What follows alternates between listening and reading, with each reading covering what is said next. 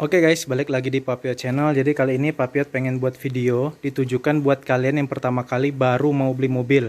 Yang sebelumnya mungkin punya motor, pengen beli mobil karena udah berkeluarga dan lain-lain gitu ya. Jadi ada 7 hal yang harus kalian persiapkan betul-betul sebelum kalian membeli mobil pertama kalian. Oke, mulai nomor 1 ya. Yang pertama adalah kalian harus siap lecet teman-teman. Karena banyak orang yang beli mobil baru nggak siap lecet. Begitu mobilnya lecet dia langsung sedih nggak keruan gitu lah guys. Karena begini guys, yang namanya mobil ya pasti akan lecet suatu saat gitu loh. Walaupun kita sudah hati-hati, ya orang lain mungkin bisa jadi yang ngebaret mobil kita ya. Contohnya kayak gini nih kan, ini udah lecet. Terus ada lagi lecet gitu ya. Ini juga nih. Ya banyak lah pokoknya guys di sebelah-sebelah situ gitu ya. Karena yang namanya lecet itu walaupun kita udah hati-hati, orang bisa nabrak mobil kita gitu kan guys, bisa nyerempet mobil kita. Dan itu kalian harus persiapkan mental dulu gitu loh.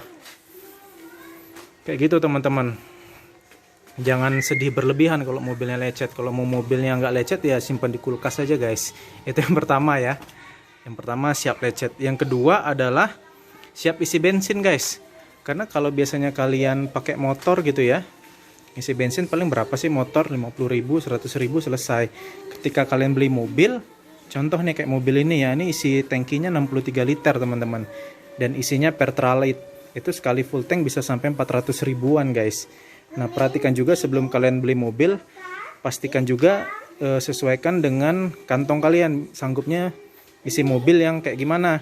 Karena mobil-mobil zaman sekarang tuh rata-rata minimal udah pakai RON 92 atau Pertamax. Jadi ya perhatikan juga kalau kalian cuman mampunya ngisi bensin kali ya jangan sok-sokan beli Fortuner second gitu ya. Karena Fortuner walaupun second, Pajero walaupun second, atau kalian beli Innova gitu ya walaupun second, bensinnya boros juga itu teman-teman. Jadi perhatikan kemampuan finansial kalian pas ngisi bensin gitu ya. Karena pengalaman saya pribadi gitu ya, waktu pertama kali punya mobil, bukan ini sih, pertama kali punya mobil itu Xenia, Daihatsu Xenia. Itu biasanya ngisi motor ya Honda.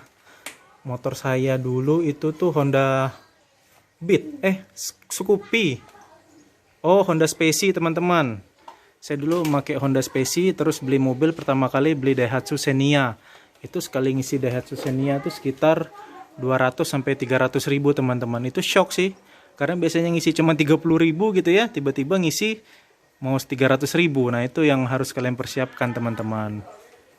Nah terus upgrade ke mobil ini biasanya ngisi 200-300, pas beli ini ya ngisinya sampai 400, 300, 400 ribu kayak gitu teman-teman. Jadi persiapkan juga untuk ngisi bensin jangan sampai kaget.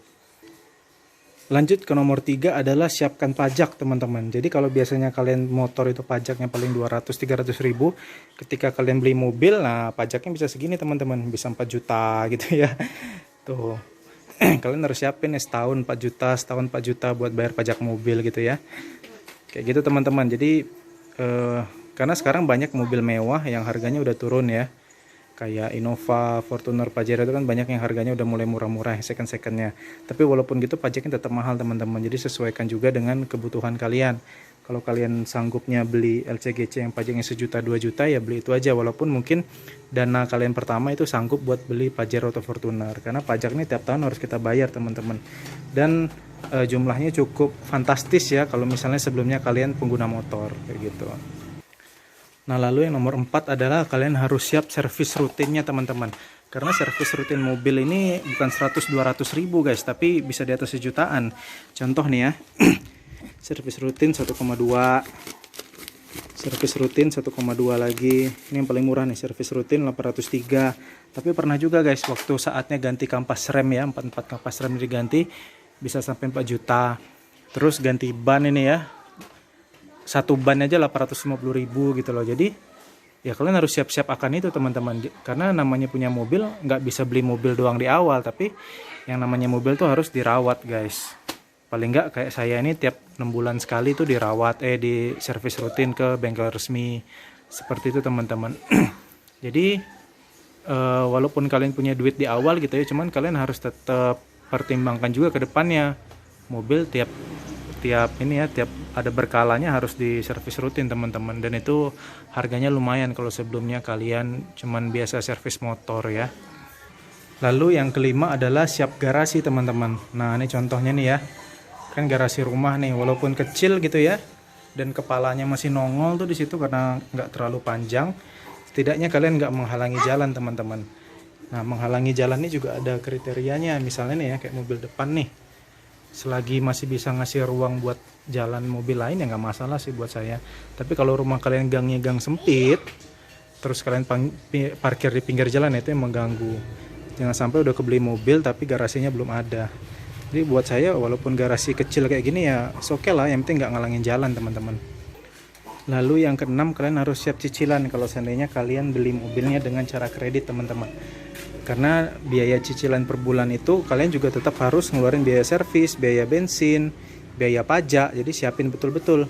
Jangan sanggupnya pas DP doang, wah DP cukup nih, angsuran per bulan sanggup nih, tiba-tiba pajaknya nggak kuat bayar, servis nggak diservis, bensin jarang ngisi, ban udah gundul nggak diganti. Nah jangan sampai kayak gitu teman-teman, sanggup nge-DP doang. Makanya sekarang trennya banyak orang yang over kredit, jual mobil yang over kredit ya, karena dia nggak sanggup maintenance rutinnya teman-teman, cuman mikir di awal. Nah semoga kalian nonton video ini jangan sampai kayak gitu ya, walaupun uang DP udah sanggup gitu ya, cicilan per bulan udah sanggup, tapi ya pikirkan juga biaya-biaya yang tadi biar kalian nggak jual mobil yang over kredit teman-teman.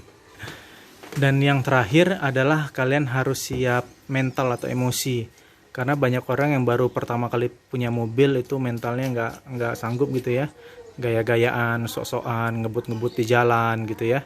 Jangan sampai kalian kayak gitu teman-teman, karena mau pengguna mobil, pengguna motor, kita di jalan sama aja, tetap harus saling menjaga keselamatan satu sama lain.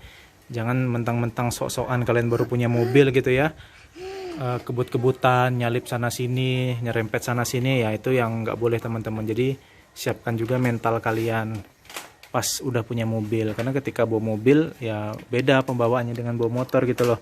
Bawa motor bisa salip sana sini, sedangkan kalau mobil ya kita mau nyalip juga mikir-mikir, karena bodinya kan besar segala macem.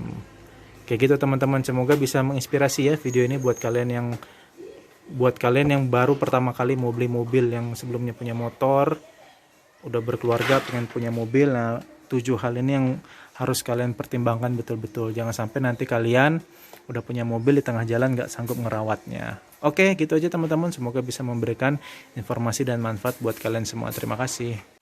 Nah ketinggalan satu guys, terkait bensin tadi ya. Jadi banyak orang yang pengen mungkin terlihat gaya gitu ya sama teman-teman kantornya, jadi tiap hari bawa mobil ke kantor, atau tiap hari bawa mobil ke kampus, kuliah ya udah bawa mobil.